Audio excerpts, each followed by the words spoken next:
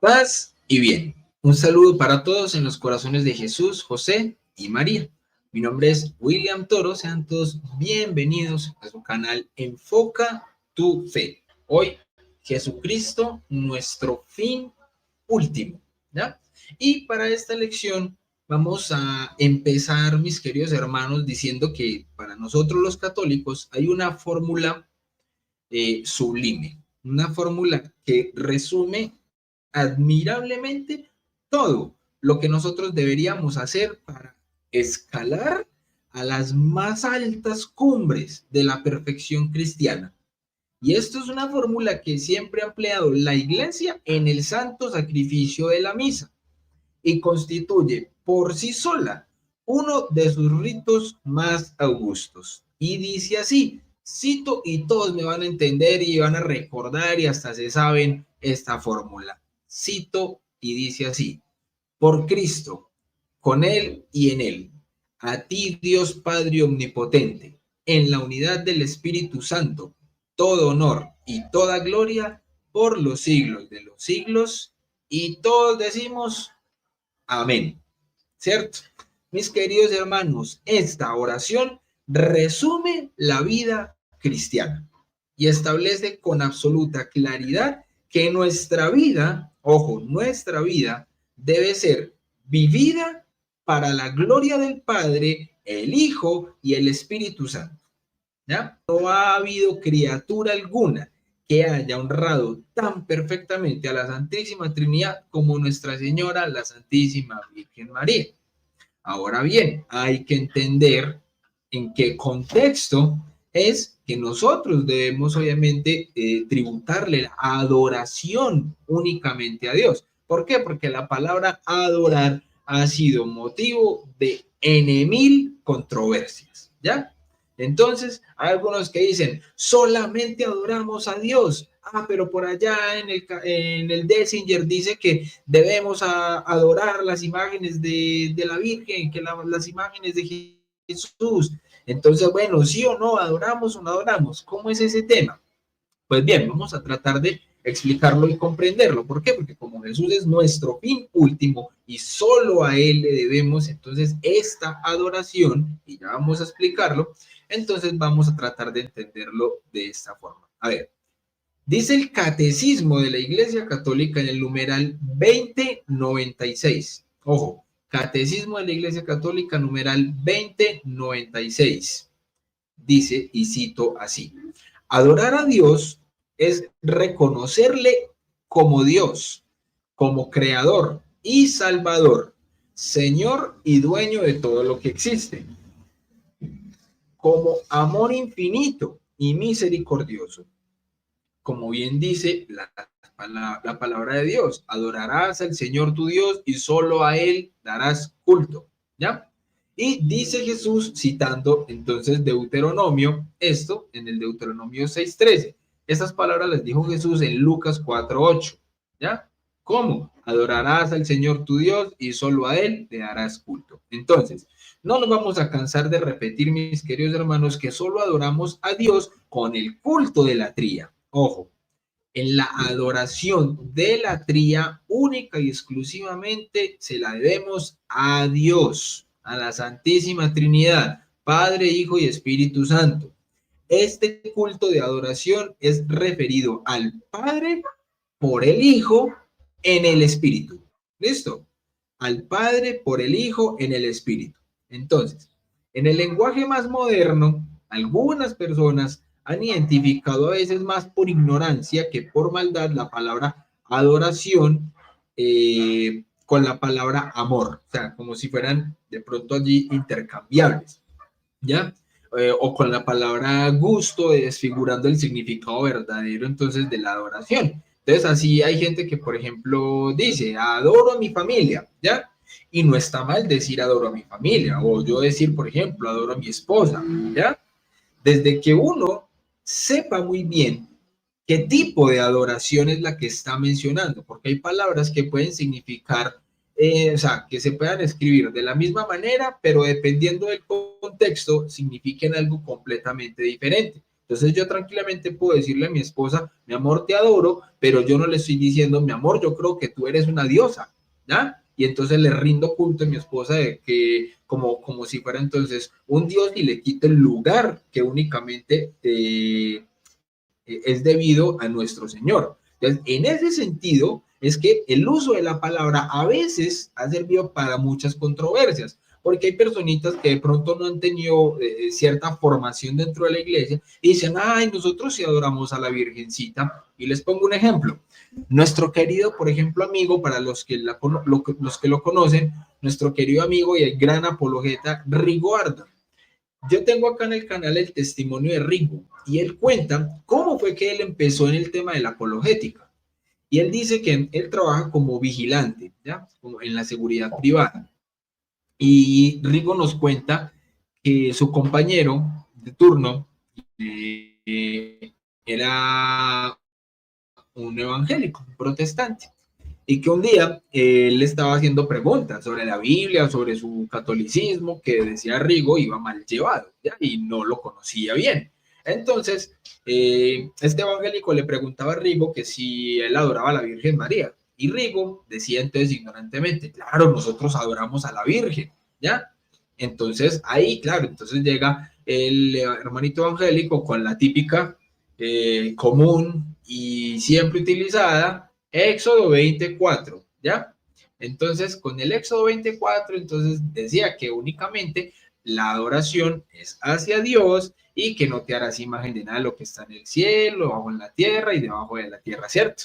Entonces, en ese sentido era demostrarle, por ejemplo, a él que el decir adoramos a la Virgen es sinónimo de idolatría, ¿ya? Pero ahí es donde debemos ir específicamente al término, latría, ¿ya? Miren que ahí cuando dicen, idolatría, idolatría, venga, paremos un momentico.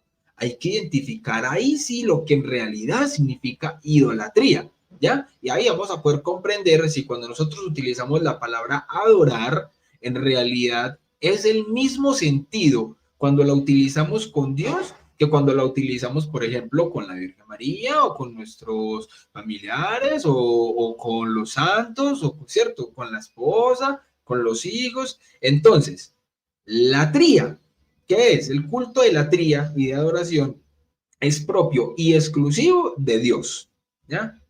Mientras que para honrar a los santos, ¿ya? No se debería utilizar la palabra latría, ¿ya? No se debe utilizar un culto de latría. Entonces, cuando nosotros adoramos a Dios, estamos utilizando un culto de latría, única y exclusivamente debido a Dios. A los santos les debemos un culto de dulía, que es diferente. Mientras que, por ejemplo, cuando nosotros vemos idolatría, ¿de dónde viene ídolo? Ídol y latría. Ídolo significa Dios falso. Entonces, idolatría significa culto de adoración exclusivo para Dios, pero que se le da a algo que no es Dios, ¿ya? A un ídolo, que se le da a un ídolo. Entonces es una adoración con latría, pero a un ídolo. Entonces, cuando nosotros convertimos a un ídolo en un culto de latría, esto es de lo que Dios dice que es un Dios celoso. ¿Por qué? Porque Dios va a estar celoso de que nosotros le estemos dando culto a algo que no es Dios, pero que pensamos que es Dios. Y no hay católicos que piensen que la Virgen María es un Dios o es una diosa. Ahí es donde está el grave problema para los que quizás de pronto tienen esta mala formación, bien sea por ignorancia, por maldad o por muchas otras razones. Listo. Pero para la Virgen María no es un culto ni de latría ni de dulía, sino de hiperdulía. Quiere decir que es un culto de dulía, pero superior al de los santos. Listo, pero muchísimo inferior al de Dios. Entonces, eso es lo que tenemos nosotros que comprender. Listo. Entonces, la hiperdulía es la máxima veneración. Es un término más apropiado para ese amor que nosotros le tributamos a la Virgen María, el término veneración. Pero repito, ojo, que si se llega a utilizar la palabra adoración, hay que saber que la palabra adorar tiene varias acepciones. ¿Listo? Entonces, en ese sentido, nosotros debemos estar claros ahí. Ahora bien, entonces, ¿qué es adorar a Dios? Si esa palabra se puede utilizar entonces para el culto de la tría y para otro tipo de expresión de cariño, entonces, ¿cómo podemos diferenciarla? Muy bien, ahí eso sí sería una pregunta más objetiva. ¿Qué es adorar a Dios? Es un acto externo de la virtud de la religión, por el que testimoniamos la reverencia que nos merece la excelencia infinita de Dios y nuestra sumisión ante Él. Aunque de suyo prescinda del cuerpo, también los ángeles adoran. En nosotros, compuestos de espíritu y materia, suele manifestarse corporalmente. Entonces, esta adoración exterior es una expresión entonces y una redundancia de la interior, o sea, lo que nosotros sentimos por dentro hacia el Señor, de alguna manera lo exteriorizamos, ¿ya? Y no siempre es de la misma manera. Entonces, como Dios está en todas partes y en todo lugar, podemos adorar a Dios interior y exteriormente, pero entendiendo que el lugar más propio para ello es el templo. ¿Por qué? Porque en él reside Dios especialmente, sobre todo si se guarda en él la Eucaristía. Entonces, nos aleja y separa del mundanal ruido. Entonces, hay en él también muchos otros objetos santos que aumentan nuestra devoción, nos estimulan, nos alienta la compañía de los demás adoradores, ¿ya? Entonces, por eso, cuando nosotros estamos ante el Santísimo, en presencia de nuestro Señor Jesucristo en cuerpo, sangre, alma y divinidad, entonces va a ser mucho más fácil para nosotros tener esa adoración. Recordemos que obviamente la adoración es en espíritu y en verdad, pero la exteriorizamos también cuando, por ejemplo, los hermanos separados dicen, es que si se arrodillan, entonces están adorando. O sea que alguien no podría adorar de pie. Falso, claro que podemos adorar de pie. Lo que pasa es que nosotros por eso tenemos varias formas de exteriorizar aquello que tenemos por dentro. Entonces, es casi que imposible que alguien pueda decir, esa persona está adorando o esa persona no está adorando. Eso no se puede saber. Eso es una condición interna que la podemos exteriorizar, sí, pero yo puedo estar de rodillas adorando al Señor ante el crucifijo, ante el Santísimo, y al mismo tiempo también puedo estar de rodillas ante una imagen de la Virgen rezando, por ejemplo, el Santo Rosario, y no estoy adorando a la Virgen María, ¿ya? Pero estoy entonces teniendo una devoción exterior muy bonita. Entonces, por eso yo digo, nosotros podemos exteriorizar eso que internamente tenemos y hacer una distinción entre lo que es adorar con latría, ¿ya? O el culto de dulía o de hiperdulía que podemos tener ante los santos. ¿Y ahí por qué digo que no necesariamente el que se arrodilla está adorando? Porque tranquilamente un mecánico todo el día puede vivir arrodillado cambiando llantas y eso no hace que el mecánico esté adorando la llanta o adorando el carro. Porque si fuera eso, la verdad, entonces tendría razón los protestantes, hermanitos evangélicos, que siempre dicen que arrodillarse es adorar, ¿ya? Entonces, arrodillarse no es sinónimo de adorar, depende de nuestra condición interna, que la podamos estar exteriorizando de esa manera, ya es diferente. ¿Listo? ¿Por qué? Porque también, por ejemplo, que es que los católicos son idólatras o adoran los santos porque prenden velas. Entonces ahí es donde uno dice, ok, entonces, ¿será posible que todos los evangélicos, cada que van a adorar a Dios, prendan velas? Porque según ellos, si prender velas es adorar, entonces necesariamente ellos tendrían que siempre prender velas para poder adorar. No prenden velas, pero aún así dicen que adoran. Entonces no es necesario ni un sinónimo de adoración el hecho de encender o no encender una vela. Esto nos conecta porque son imágenes gráficas. Nosotros los seres humanos, por nuestra materialidad, somos muy gráficos. Por ejemplo, si yo le digo a cada uno de ustedes, piensen en un símbolo del amor, estoy seguro que el 98% se va a imaginar un corazón. ¿Sí o no? Y eso que esto no es la forma real de un corazón, del corazón humano, ¿ya? Pero todos entendemos que este símbolo universalmente es como algo que significa el amor y el amor no se puede ver, pero nosotros como somos tan gráficos necesitamos de imágenes para poder entender muchas cosas. Tanto es así, y que Dios entiende esto, que el Espíritu Santo es una paloma. No, no, pero el mismo Dios quiso manifestar en la imagen de una paloma la imagen del Espíritu Santo, que también apareció como lenguas de fuego, que también apareció como una brisa, de muchas maneras. Entonces, en ese sentido, nosotros vemos que el mismo Dios es tan consciente de que nosotros los seres humanos, por nuestra condición material, ya somos muy gráficos y queremos entender y graficar las cosas para poder obviamente tener una mayor conexión incluso con lo espiritual, y por eso nosotros, cuando el momento en el que vamos a adorar a Dios, podemos tranquilamente estar de rodillas y exteriorizar eso que internamente nosotros tenemos. Espero que me estén comprendiendo ahí. Ahora, nosotros entonces solo a Cristo anunciamos. ¿Cómo así que solo a Cristo anunciamos? Sí, la evangelización, dice el Catecismo de la Iglesia Católica en los numerales 426 al 427, dice así: la evangelización debe contener siempre como base, centro y a la vez culmen de su dinamismo una clara proclamación de que en Jesucristo, Hijo de Dios, hecho hombre, muerto y resucitado, se ofrece la salvación a todos los hombres, como don de la gracia y de la misericordia de Dios. Así pues, en el centro de la catequesis encontramos esencialmente una persona, la de Jesús de Nazaret, unigénito del Padre, que ha sufrido y ha muerto por nosotros y que ahora, resucitado, vive para siempre con nosotros. Entonces, el fin de la catequesis: conducir a la comunión con Jesucristo. Solo Él puede conducirnos al amor del Padre en el Espíritu y hacernos partícipes de la vida de la Santísima Trinidad. Esto, Catecismo 426. Y el 427 dice: es claro entonces que el centro del anuncio cristiano es Jesucristo nuestro Señor.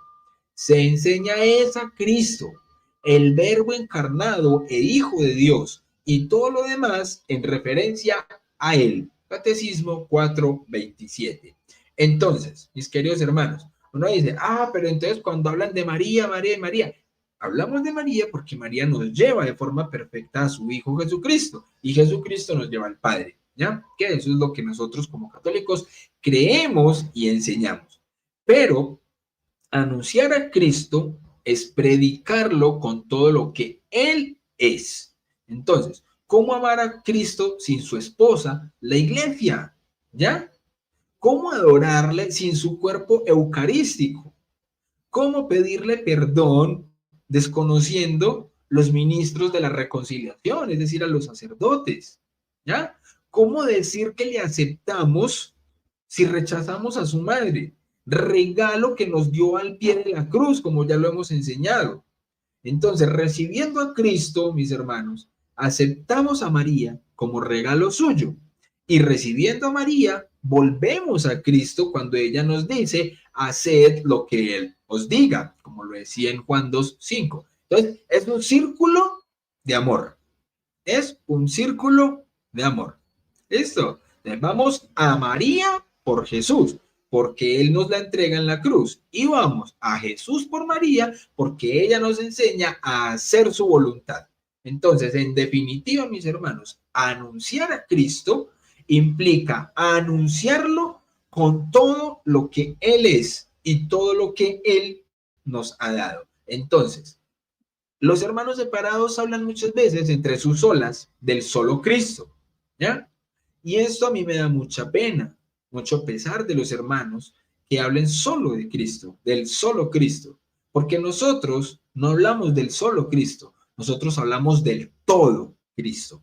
Y es muy diferente solo Cristo a todo Cristo. Nosotros hablamos de un Cristo completo, mientras que los hermanitos separados hablan de un Cristo solo, ¿ya?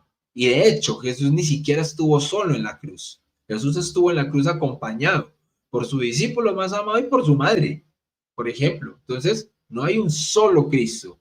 Entonces, nosotros hablamos de un todo Cristo. Y ese todo Cristo tiene iglesia, que es su cuerpo, tiene madre, tiene santos, tiene ángeles, tiene templos, ¿ya? Entonces, nosotros los católicos vamos siempre a un todo Cristo, el todo Cristo. Y ese todo Cristo es un rey con reino, ¿ya?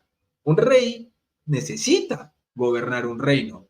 Entonces, un rey solo no perdura, ¿ya? Y Jesucristo no es un rey solo. Jesucristo es un rey con reino.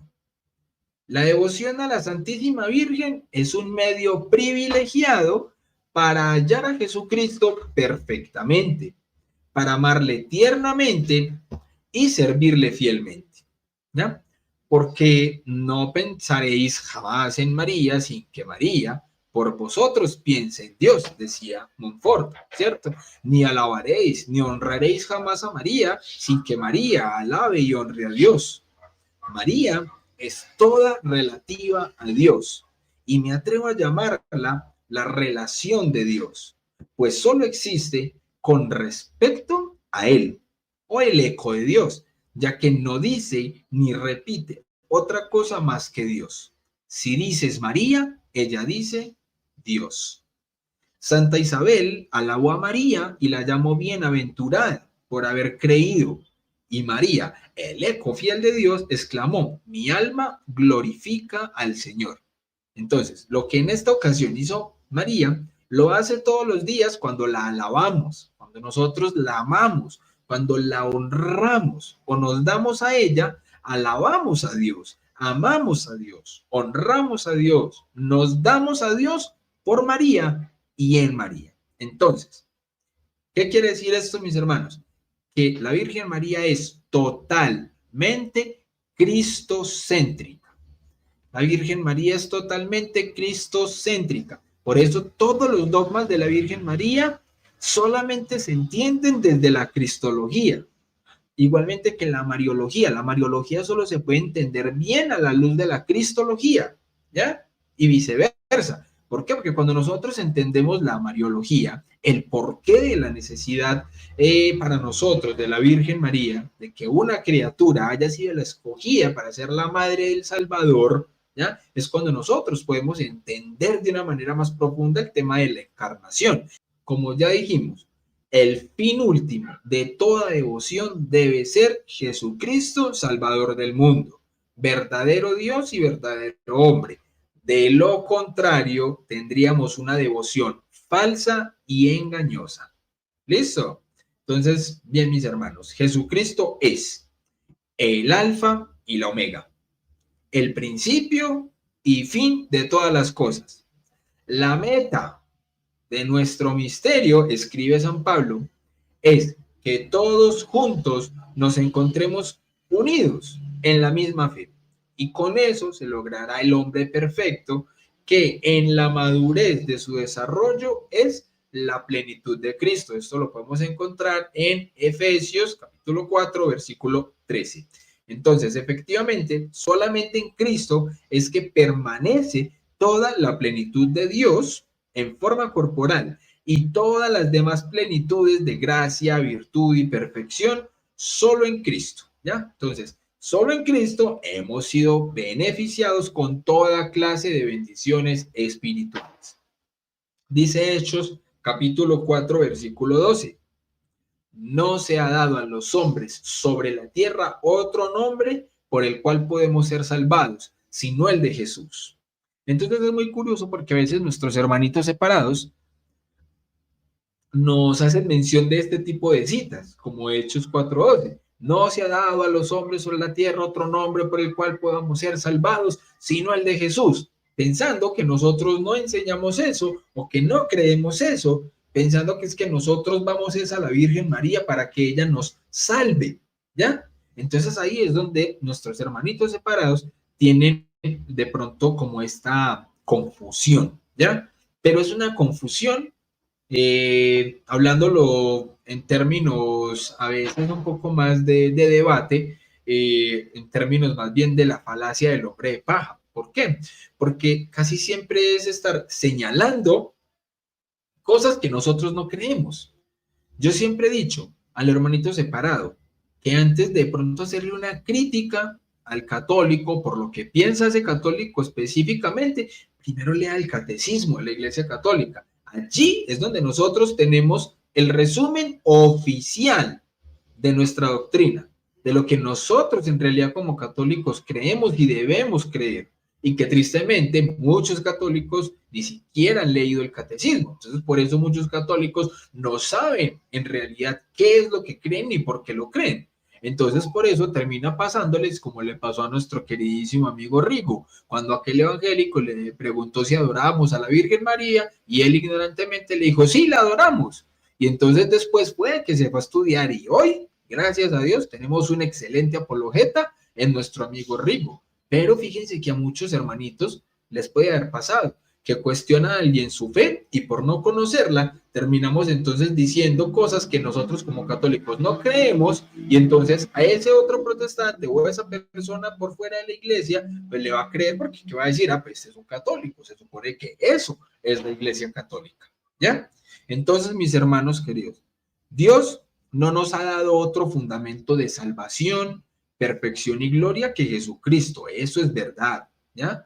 Todo edificio que no esté construido sobre la roca firme se apoya en arena movediza y tarde o temprano caerá, infaliblemente caerá. Entonces, nuestra roca no es la Virgen María y tampoco es Pedro, en el sentido de que, claro, San Pedro es obviamente el Papa, la roca que Jesús le dijo, y tú eres Pedro, y sobre esta piedra edificaré mi iglesia. No, cuando hablamos de esa roca firme en la que edificamos, obviamente, nuestro Señor Jesucristo.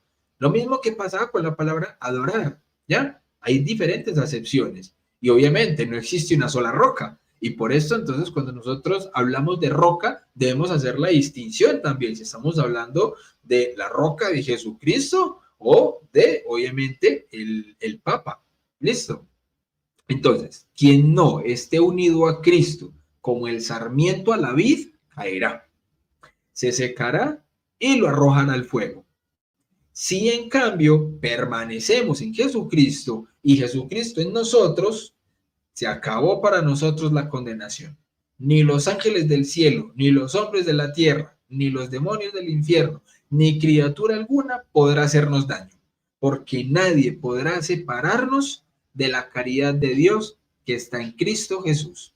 Entonces, por Cristo, con Jesucristo, en Jesucristo lo podemos todo. Repito, por Jesucristo, con Jesucristo, en Jesucristo lo podemos todo. Mis hermanos, tributar al Padre en unidad del Espíritu Santo todo honor y toda gloria, hacernos perfectos y ser olor de vida eterna para nuestro prójimo. Por tanto, si establecemos la sólida devoción a la Santísima Virgen, es solo, ojo, solo para establecer más perfectamente la de Jesucristo y ofrecer un medio fácil y seguro para encontrar al Señor. Si la devoción a la Santísima Virgen nos apartase de Jesucristo, habría que rechazarla como ilusión diabólica. Esto nos lo dice Montfort.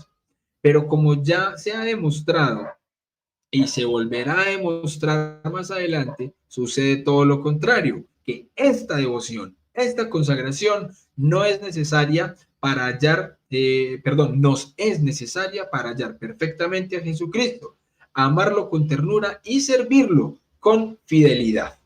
¿Listo? Vamos a continuar. Mientras tanto, le doy un saludito entonces por aquí a la hermana Rosy González, a la hermana Griselda Cornelio, a la hermana Verónica, bueno, a las dos Verónicas que hay en este momento, y el hermano Beto Villalobos que han escrito aquí en el chat. Muchas gracias por estar aquí, mis hermanos. Continuamos entonces. Dice, la Virgen María es una criatura. ¿Listo? Se los decía hace un momento, ¿cierto? La Virgen María es una criatura. Y esto para nosotros como seres humanos debe ser un motivo de orgullo, ¿ya? Porque el santo más importante de la iglesia, después de obviamente nuestro Señor Jesucristo, es la Virgen María. Y ojo que no la estamos comparando con Dios, no. Porque como dice el mismo Montfort, la Virgen María es menos que una molécula al lado de Dios, obviamente. ¿Ya? Es una criatura. Y Dios es el creador. pero es la criatura más cercana a la Santísima Trinidad, más que cualquier ser humano sobre la faz de la tierra. Y esto tendría que llamarnos poderosamente la atención, ¿ya? ¿Por qué? Porque una criatura pudo estar más cerca de la Trinidad que los mismos ángeles, pero es por su humildad, por su amor a Dios, por su esclavitud, por su entrega tan impresionante. Entonces, si nosotros la adoptamos como madre, imagínense, mis hermanos, el regalo tan hermoso que nosotros tenemos en nuestra vida, de tener a Dios por padre, de tener a la Virgen María como madre, de tener a nuestro Señor Jesucristo como Salvador. Es que el plan de salvación de Dios es un plan completo, no es un plan a nuestro amaño, ¿ya? Como yo quiera, como yo lo quiera interpretar, sino como Él nos lo ha querido regalar, porque es la forma perfecta. Y dentro de esa forma perfecta, en el plan de salvación, está que nosotros nos sujetemos a la barca de Pedro. ¿Listo? Entonces, mis hermanos, aunque nosotros estemos profundamente enamorados de la Virgen María, así como San Luis de Montfort, este mismo dijo, claro, que Nuestra Señora es una criatura y nunca la tomó como una divinidad. Entonces, dijo San Luis de Montfort, abro cita, confieso con toda la iglesia que siendo María una simple criatura salida de las manos del Altísimo, comparada con la majestad infinita, es menos que un átomo, o mejor, es nada, porque solo Él es el que es. Por consiguiente, este poderoso Señor, siempre independiente y suficiente a sí mismo, no tiene ni ha tenido absoluta necesidad de la Virgen María para realizar su voluntad y manifestar su gloria. Le bastaría querer para hacerlo todo. Afirmo, sin embargo, que dadas las cosas como son, habiendo querido Dios comenzar y culminar sus mayores obras por medio de la Santísima Virgen desde que la formó, es de creer que no cambiará jamás de proceder. Es Dios y no cambia ni en sus sentimientos ni en su manera de obrar. Continúa entonces Montfort, dice, es esta una devoción completamente cristocéntrica, puesto que su intención no es otra que hacer de ti un verdadero devoto de María y un auténtico discípulo de Jesucristo. A través de esta consagración nos unimos a la oración de San Luis de Montfort diciendo, Señor, para que venga tu reino, venga el reino de María. Señor, para que venga tu reino, venga el reino de María. Amén. Vive para Cristo en todo lo que hagas. Ojo, vive para Cristo en todo lo que hagas. ¿Qué quiere decir? Vamos a hacer tres cosas durante esta semana, mis queridos hermanos.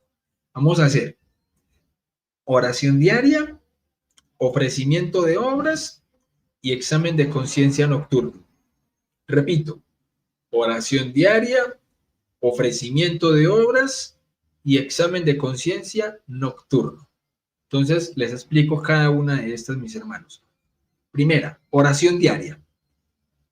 Vamos a dedicar toda esta semana 10 minutos de cada día, ya cada uno verá si cuando llegue por la noche a la casa del trabajo o por la mañana antes de irse, qué sé yo, cada uno va a escoger un momento del día donde tenga un espacio donde va a dedicar 10 minutos. Simplemente son 10 minutos de su día para meditar frente a un crucifijo o una imagen de Cristo, contemplando su amor y entrega por ti. Y allí vas, mi querido hermano, hermana, vas a reflexionar sobre cómo puedes devolverle ese amor en tus actividades diarias. Entonces, primero, de la práctica, una oración diaria de 10 minutos donde vas a meditar frente a un crucifijo o una imagen de Cristo. ¿Listo? Paso 1. Segundo, ofrecimiento de obras. Y es muy sencillo. En ese ofrecimiento de obras, mis hermanos, entonces, antes de comenzar cada actividad importante, vamos a repetir esta breve oración. Sencillita. Eso se llama una ejaculatoria. ¿Qué es una ejaculatoria? Una oración cortica y pequeñita que yo puedo hacer en cualquier momento de mi día, en cualquier circunstancia. Entonces vamos a hacer esta breve oración como ofrecimiento de obras cada que vayamos a empezar cualquier actividad importante de nuestro día. Vamos a decir, Jesús, hago esto por amor a ti. Jesús, hago esto por amor a ti. Es cortica y hermosa. Jesús, hago esto por amor a ti. ¿Listo? Entonces es el punto 2, el ofrecimiento de obras. Y el punto 3 es un examen de conciencia nocturno. ¿Cómo así? Al finalizar el día, vamos a revisar cada uno de nosotros cómo hemos logrado centrar nuestra vida en Cristo. Y vamos a hacernos 3 preguntas sencillitas. 3 preguntas que vamos a contestar todos por la noche. Por eso les digo que esta práctica ya está copiada aquí en la descripción del video y va a quedar también en el comentario fijado para que tomen nota de ella y la tengan ahí clarita pues durante la semana. Entonces, las 3 preguntas del examen de conciencia nocturno antes de dormir son las siguientes. Primera, ¿actué con amor y humildad en las situaciones difíciles? Repito, ¿actué con amor y humildad en las situaciones difíciles? Segunda, ¿busqué la gloria de Dios en lugar de mi beneficio personal? Repito, ¿busqué la gloria de Dios en lugar de mi beneficio personal? Y tercera, ¿recordé ofrecer mi trabajo, alegrías y sacrificios a Jesús? Repito, recordé ofrecer mi trabajo y alegrías y sacrificios a Jesús. Bien, esa es la práctica de esta semana, mis queridos hermanos. Oración diaria, ofrecimiento de obras y examen de conciencia nocturno. De verdad, mis queridos hermanos, les agradezco a las personitas que estuvieron hoy aquí en vivo, las personas que van a ver esa transmisión más adelante. Les recuerdo que obviamente el algoritmo de YouTube no es que le guste mucho este tipo de evangelización, de prédicas, cosas de cristianismo, de catolicismo. Entonces, el algoritmo católico debemos ser nosotros mismos, mis hermanos. Somos nosotros los que podemos encargarnos de que YouTube le pueda recomendar este tipo de contenidos a otras personas. ¿Cómo? Dando like, suscribiéndose, comentando y compartiéndole esto a otras personas. ¿Listo?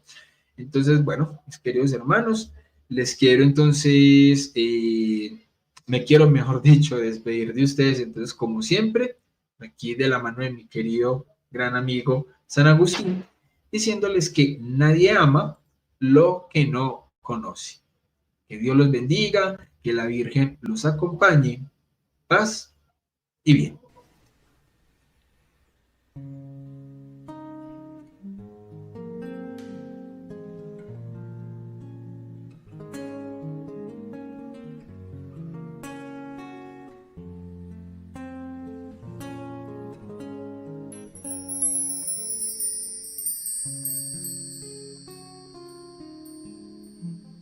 ¿Cómo no cantarte, oh María?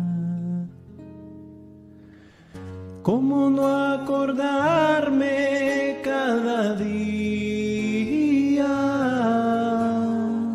Si eres tú mi madre tan querida, llenas tú mi vida de alegría.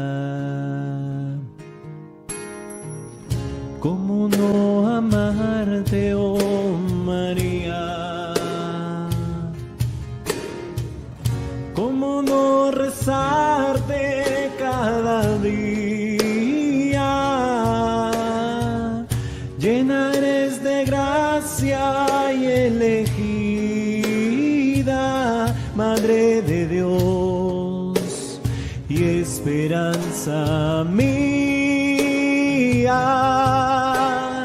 Eres la rosa más bella, la rosa más bella de mi corazón.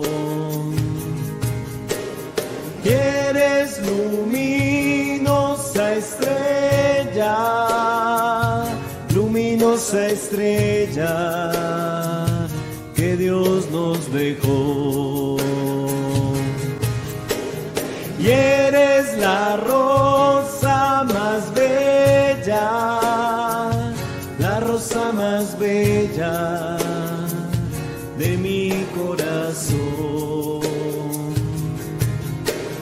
Y eres luminosa